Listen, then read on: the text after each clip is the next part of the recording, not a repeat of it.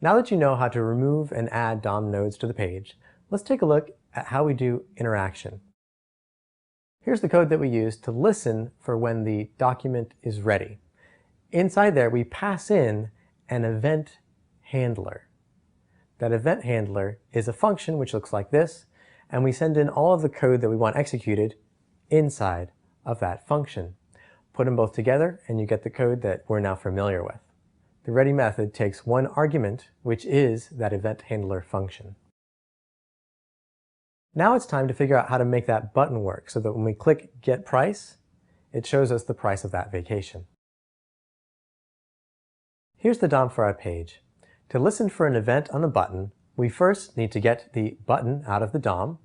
We're going to want to use the onJQueryObject method. It takes an event and an event handler.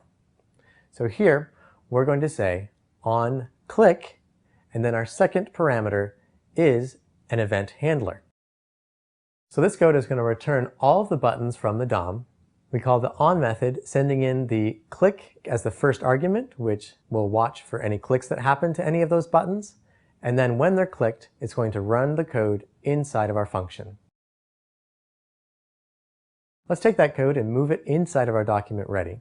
So our function inside of our document ready runs when the DOM is ready, and then our code inside of our click handler runs when a button is clicked. Now all we need to do is add in the code from our previous section, and now every time the button is clicked, it's going to add the paragraph and then remove the button, as it should. So let's go ahead and see that in action. When we click the Get Price button, it first adds the paragraph with the price and then removes the Get Price button. Why don't you try making some buttons work in the challenges?